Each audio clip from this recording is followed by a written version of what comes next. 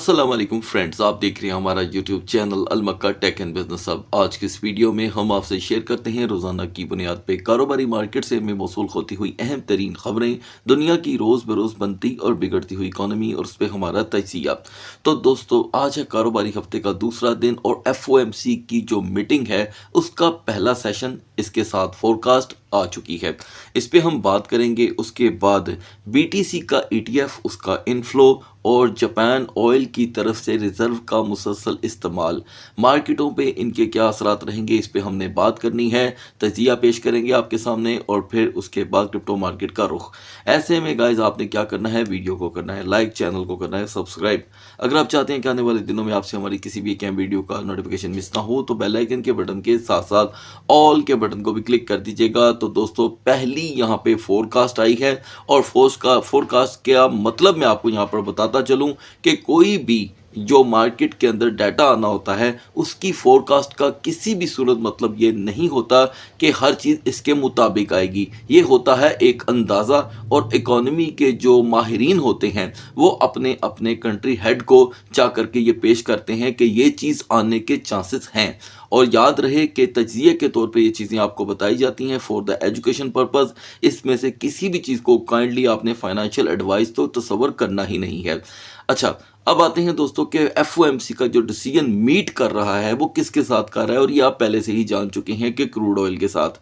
लेकिन इसका इम्पैक्ट मुझे ऐसे लगता है कि कल जो फाइनल डिसीजन आना है उसके ऊपर इतना नहीं होगा जितना इसका डिसीजन अप्रैल के अंदर होगा। और यहाँ पे जो नैरेटिव जो लॉन्ग टर्म के लिए बनता चला जा रहा है वो है दोस्तों के इंटरेस्ट रेट को यहाँ पर कट कर दिया जाएगा, लेकिन कल वाली के लिए कोई बात नहीं हो रही। इवन कि कल की मीटिंग के लिए ये कहा जा रहा है कि हो सकता है कि इसको स्टेबिलिटी के साथ जोड़ के ख़त्म कर दिया जाए, क्योंकि जिस तरह पहले 2 महीने में हुआ अभी भी उसके चांस बढ़ रहे हैं। हम कह सकते हैं कि इसे एक्सपेक्ट किया जा रहा है कि जैसे आपने देखा कि NFP का जो डाटा था उसे नेगेटिव कहा गया। ये मैं नहीं कह रहा, आप जाकर खुद अभी गूगल करें, ठीक है। और कोई भी चीज़ आपने अगर स्टडी करनी है तो उसके ऊपर आपने लाजम खुद वर्क करना है। NFP का डाटा भी यहाँ पर जो है वो रेट कट की तरफ आपको लेकर जाता है, ठीक है जी। नॉन फार्म पे रोल जिसमें 92,000 नौकरियां माइनस आई थी, ये मैं आपको 10वीं बार बता रहा हूँ। लेकिन यहाँ पे इकोनॉमिक एक्सपर्ट ने साइलेंट इख्तियार किया। अगर ये साइलेंट आज के दिन तक आ गया है तो फिर समझ लें कि कल के दिन भी साइलेंट ही रहेगा। और मुझे ऐसे लगता है कि अगर इन्होंने ये कह दिया कि जी इसकी अभी ज़रूरत नहीं है और सारा मोमेंटम जो कि है यहाँ पर इक्वल रहेगा, तो उस मोमेंटम को हम ज़्यादा देर तक फिर यहाँ रिग्रेट नहीं कर पाएंगे। आहर एंड ऑफ द डे आपको मानना पड़ेगा कि इकॉनमी जो है वो बहुत अच्छा वर्क कर रही है। जैसे कि आप जानते हैं कि जोग्राफियाई टेंशन को लेकर के इस वक्त अमेरिका का जो डेली का खर्च बताया जा रहा है, जो डाटास बता रहे हैं, कोई भी रिपोर्ट में आपको अपनी तरफ से नहीं बता रहा कि ये बात अब 1.5 से 2 बिलियन से भी तजावज़ कर चुकी हुई है। तो आप अंदाज़ा कर सकते हैं ये कितना बड़ा खर्चा है और कोई भी कश्ती इस वक्त किनारे पे लगती हुई दिखाई नहीं दे रही। लिहाजा एक अच्छी चीज़ देखने को मिली है कि कल के दिन से, क्योंकि कल मार्केटें ओपन हुई थी ऑफिशियली, ठीक है, तो कल के दिन से लेके अब तक हमने क्रूड ऑयल में $5 से $6 का फॉल देखा है। यानी कि जो WTI था वो 102 से क्रैश करके 95 पे आया है दोस्तों, और जो ब्रेंट था वो 104 से क्रैश करके इस वक्त हमें 98 और 99 और समटाइम 100 पे देखने को मिल रहा है। तो गाइज आज का दूसरा सेशन स्टार्ट होगा पाकिस्तान के 9 बजे, 9 से समटाइम 11 भी हो जाता है। उसके भी मिनट्स नोट कर लिए जाएंगे और इंशाल्लाह मिडनाइट की वीडियो में मैं उसके मिनट्स आपके साथ ज़रूर शेयर करूंगा। दूसरी तरफ दोस्तों, आप जापान को लेकर ये इल्म तो ज़रूर रखते होंगे, नहीं तो मैं आपको शॉर्टकट में बता देता हूँ कि वहाँ पर ऑयल का इस्तेमाल, यानी कि ये जो क्रूड ऑयल्स है उसका बहुत देखा जाता है इंडस्ट्री के हद तक। आप जानते हैं कि उनकी प्रोडक्ट पूरी दुनिया में मशहूर है। जब हम आप सब छोटे थे तब से लेकर हम यही बात सुनते आ रहे हैं कि they have very very big industry. लिहाजा Japan taps emergency oil reserve, Japan ने अपने जो रिजर्व थे उनका इस्तेमाल शुरू कर दिया है, जो दुनियाई टेक्नोलॉजी के लिए थोड़ी सी परेशानी बन सकती है, क्योंकि अगर उन्होंने अपने रिजर्व इस्तेमाल करने, जो ऐसे देखा जाए तो रिजर्व होते इस्तेमाल करने के लिए ही हैं, वरना यूं तो पड़े पड़े बेकार हो जाते हैं। तो लिहाजा ये एक जस्ट एक खबर है, इसका बिल्कुल भी ज़हन के अंदर कोई भार ना लीजिएगा, ना पैनिक कि जी ये ऑयल रिजर्व इस्तेमाल करने शुरू किए हैं तो महंगाई आ जाएगी। एकदम नहीं आती। ये कोई एशियन कंट्री नहीं है कि सिर्फ खबरों से ही जो कि है काम ख़राब हो जाएगा। लिहाजा उनके रिजर्व इतने ज़्यादा हैं कि वो 1 साल तक, आई थिंक मैंने कुछ दिन पहले पढ़ा था कि 252 से 55 दिन तक वो इन ऑयल रिजर्व को इस्तेमाल कर सकते हैं। तकरीबन ये दोस्तों, अगर मैं गलत नहीं हूँ, 8 साढ़े 8 महीने बनते हैं। तो अल्लाह ना करे कि ये जो टेंशन है ये इतनी लंबी जाए। ये दुआ है और हम सब की दुआ होनी चाहिए कि ये टेंशन जल्द ख़त्म हो ताकि ये चीज़ें ठीक हों। लिहाजा उन्होंने अपनी इंडस्ट्री के इस्तेमाल के लिए अपने रिजर्व को इस्तेमाल करना शुरू कर दिया है। और आज सुबह दोस्तों आपने बीटीसी को एक नया हाई लगाते हुए देखा, ठीक है। और उसकी वजह मैं पहले से कह रहा हूँ, अब फिर कह रहा हूँ, मैंने एक सेपरेट वीडियो भी शेयर की थी ऑडियंस के साथ। मुझे नहीं मालूम आपने देखी कि नहीं देखी, अलबत्ता उसके व्यूज़ इतने लो थे कि मुझे लगता है कि हमारी जो ऑडियंस है वो एजुकेशनल वीडियो देखना ही नहीं चाहती। तो खैर पिछली दफ़ा जब मैंने ये अल्फाज बोले थे तो बहुत से हमारे रिस्पेक्टेड व्यूवर ने बाकायदा कमेंट करके बताया था कि सर हम तो देखना चाहते हैं, ठीक है। और उन्होंने देखी भी बाकायदा, उनके सवालों से पता चल रहा था, जवाबों से पता चल रहा था।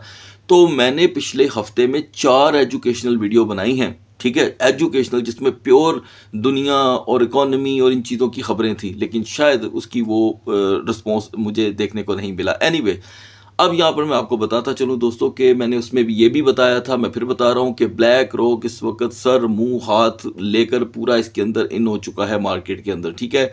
तो इनका इनफ्लो जो बढ़ रहा है बीटीसी के ETF का, उसका मेन किरदार उन्हीं का है। याद रहे कि जब इतनी बड़ी एटमें जब मार्केटों में इन हो जाएंगी और जब वो निकलेंगी तो मार्केटों में क्या असरात रह सकते हैं। लिहाजा आज सुबह बीटीसी ने एक नया हाई प्रोवाइड किया है दोस्तों, और वो था 75,900 का। करीब 1 महीने के बाद मार्केटों ने कोई रिस्पॉन्स किया, लेकिन इनफ्लो के ऊपर आपको नज़र रखनी होगी। 9 मार्च से लेके अब तक बीटीसी एक बार भी डाउन साइड की तरफ अपना रुख इख्तियार नहीं कर सका। अलबत्ता ये जो जियोपॉलिटिक्स की टेंशन है, इसे स्टार्ट हुए तकरीबन मैं कहूँगा 17 दिन तो हो चुके हैं गाइस, लेकिन इन 17 दिनों के अंदर मार्केट ने पीछे मुड़ के नहीं देखा। ये अपने आप में एक मौजज़ा है, एक हैरान कुन बात है। तो यहाँ पर ब्लैक रॉक, ग्रे स्केल, यहाँ गाइस पूरी तरह मार्केट में इन है और इसके ऊपर आपको अलर्ट रहना होगा। बढ़ते हैं मार्केट की तरफ। गाइस इस बीच अगर हम देखें तो मार्केट की कैपिटलाइजेशन यहाँ पे इम्प्रूव हो रही है, जो FOMC से पहले बहुत कम ऐसा देखने को मिलता है, लेकिन ऐसा हो रहा है और ये हैरान कुन है। दूसरी तरफ अगर हम डोमिनेंस को देखें तो ये भी 0.10% फॉल हुआ है, जो यहाँ पर फंडामेंटल्स के लिए एक पॉजिटिव इशारा बन के अक्सर औकात सामने आता है। लिहाजा टॉप ट्रेंडिंग के अंदर आपको अभी भी टाओ देखने को मिल रहा है, जो AI की प्रोडक्ट है, मैं रोज़ाना की बुनियाद पर आपको बता रहा हूँ, और साथ हाइपर लिक्विड। तो बढ़ते हैं मार्केट की तरफ। सो गाइस मार्केट में वॉलेटिलिटी यहाँ पर एक्सट्रीम हो रही है और ये एक नेचुरल फैक्ट है। लिहाजा BTC इथेरियम को लास्ट में डिस्कस कर लेंगे। आगाज़ करते हैं XRP से। XRP दोस्तों अपनी पुरानी रूटीन के मुताबिक कुछ भी नया यहाँ पर जनरेट नहीं कर सका। जैसे कि आप जानते हैं कि यहाँ पर हमें हर मेजर और फंडामेंटल स्ट्रॉन्ग कॉइन के अंदर ज़्यादातर यहाँ देखने को मिला है शॉर्ट स्क्वीज़, ठीक है। और इस शॉर्ट स्क्वीज़ के बाद एक लो मोमेंटम देखने को मिल रहा है। तो जैसे कि दोस्तों यहाँ पर इसकी हिस्ट्री रही है, XRP अपनी हिस्ट्री को यहाँ पर ब्रेक कर ही नहीं पा रहा। उसने 1.55 को यहाँ पर अचीव करने की कोशिश की, लेकिन सिर्फ एक शॉर्ट स्क्वीज की शक्ल में, और हम तेज़ी से 1.50 की तरफ आ रहे हैं। तो यहाँ पर एक मरतबा फिर से हिस्ट्री जो है वो रिपीट हो सकती है, यानी कि 1.45 से 1.55 के दरमियान रोटेशन देखने को मिल रही है। BNB का बिहेवियर यहाँ पर कदरे बेहतर रहा, लिहाजा ये यहाँ पर एक नई रेजिस्टेंस क्रिएट करने में कामयाब हुआ है आज के दिन 686। लेकिन ये कुछ खास नहीं था, इसलिए कि कल भी 684 और 683 से इसकी रिजेक्शन हुई। तो सिमिलर एरिया से BNB रिजेक्शन दे रहा है, जो आप कैंडल चार्ट पे देख सकते हैं। ये देखिए 1 2 3 4 टाइम अगर हम 680 प्लस भी हुए हैं तो रिवर्सल भी देखने को मिला है। तो आज के दिन हमने 671 तक का लो देखा और अब जाकर के यहाँ पर सिमिलर एरिया में सपोर्ट बन रही है। हालांकि जैसे रिपोर्ट अब मार्केट में आनी है, जिसको अभी 30 घंटे बाकी हैं, इस दरमियान वोलेटिलिटी एक्सट्रीम तो हो सकती है, लेकिन हमें दोनों तरफ यहाँ पे जो कि है गौर करना होगा। पहली सपोर्ट जो यूनिवर्सल बन रही है वो 660 की है, और रूटीन वाइज 670, और मैक्स रेजिस्टेंस जो है वो 681। सोलाना ने भी अपने यहाँ पर दोस्तों लेवल्स इंप्रूव किए हैं, लेकिन जैसे कि आपको अपडेट किया गया था कि 98.10 इसका एक हिस्टोरिकल लेवल है जिसे ये आज भी अचीव नहीं कर सका।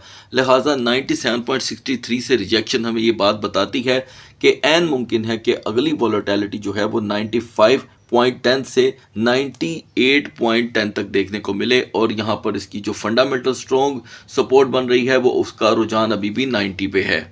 इस बीच आप देख रहे हैं कि एडीए भी यहाँ पर .2850 की सपोर्ट को छोड़ नहीं रहा। लिहाजा कुछ देर पहले आप .2830 का लेवल देख चुके हैं, जिससे ये बात साबित होती है कि ये सपोर्ट भी अब अपनी अहमियत जो है वो खो चुकी है। और .2850 का बार बार ब्रेक होना और .2880 पे आना ये आपके माइंड को करता है थोड़ी देर के लिए भोगल। इसमें कोई शक नहीं है कि 8 घंटे से यहाँ पर एक बिल्कुल वीक सी सपोर्टें बनी हैं, लेकिन इस दरमियान पहला रुझान .2810 का रहेगा। पिछले 2 सेशन में हमने BCH को दोस्तों यहाँ पर कर दिया था इग्नोर, क्योंकि टोटल इसकी जो अपडेट थी मैं आपको फ्राहम कर चुका था। लिहाजा यहाँ पर BCH आफ्टर द 450 कंटिन्यूसली 470 पे एक नया ट्रेंड बना रहा है। ये देखें, जहां पर आपको नई स्ट्रगल होती दिखाई देती है, याद रखिएगा पिछली स्ट्रगल ऑटोमेटिकली एक्सपायर हो जाती है। तो यहां पर तमाम स्ट्रगल 470 के दरमियान है, ठीक है। मैक्स रेजिस्टेंस 480 टू 483 और यूनिवर्सल सपोर्ट को आप कभी नहीं भूलेंगे, वो है 450। टाओ पे के लिए यहाँ पर दोस्तों एक सपोर्ट जो बार बार मैं आपके साथ डिस्कस कर रहा हूँ वो 270 की है और रेजिस्टेंस 280। इस बीच टाओ ने 272 को सेवरल टाइम चेक किया और हाई रहा 278 का। तो ये बात क्लियर करती है कि अभी इसने अपनी सपोर्ट के ऊपर मुसलसल काम करना है। लेकिन अगर मान लें हम 270 को यहाँ पर ब्रेक कर देते हैं और लिक्विडेशन हो जाती है मार्केट में, तो ये अपनी हिस्ट्री को फॉलो करेगा। ये हिस्ट्री इसकी 260 की है। Max resistance 285। याद रहे दोस्तों कि ये कैंडल चार्ट जो स्टडी होती है इसके मार्केट के अंदर पूरी तरह उलट हो जाने के या नेगेटिव हो जाने के यहाँ पर चांसेस होते हैं, इसलिए कि कैंडल चार्ट स्टडी सिर्फ और सिर्फ यहाँ पर टेक्निकल एनालिसिस की बेस के ऊपर आपके साथ शेयर की जाती है। अगर कोई दोस्त ये समझता है कि इन टेक्निकल एजुकेशन का किसी भी फाइनेंशियल चीज़ के साथ कोई लिंक है तो ये आपकी बेवकूफ़ी है। बढ़ते हैं BTC और इथेरियम के कैंडल चार्ट की तरफ। तो guys now we are on the chart of BTC। Early morning में आपने देखा कि BTC ने अपने दिन का आगाज जो है वो 73,600 से ही किया और हमने एक नया हाई देखा है और वो है 75,900। मिडनाइट में आपको अपडेट किया गया था कि ये अगर अपनी हिस्ट्री रिपीट करता है तो 75,000 को तो टच करने की अहलियत रखता है। लिहाजा उसने हिस्ट्री रिपीट की, टच एंड गो का बिहेवियर इख्तियार किया और अब पिछले तकरीबन 9 से 10 घंटे से BTC फॉल कर रहा है। ये कुल मिलाकर के दोस्तों 1800 का रिवर्सल है। और याद रहे कि हम कहाँ से पंप हुए थे, तो यहाँ पर हमें पता चलता है कि 73,900 अब इसकी सपोर्ट बन के आ रही है। किसी जगह पे आप इसे 73,800 भी सपोर्ट कंसीडर कर सकते हैं। तो ये एक मेजर किरदार अदा करेगी। इस माहौल के अंदर इसकी यही सपोर्ट है जिसके ब्रेक होने पे एक नेगेटिव मोमेंटम टेम्पररी तौर पे क्रिएट हो सकता है। यूनिवर्सल के तौर पे 75,000 सपोर्ट है इसकी दोस्तों। ये देखें, ये आखिरी एरिया है। हिस्ट्री को ज़रूर साथ साथ देखते रहें, हिस्ट्री ही हमें यहाँ पर एजुकेट करती है और कुछ भी नहीं।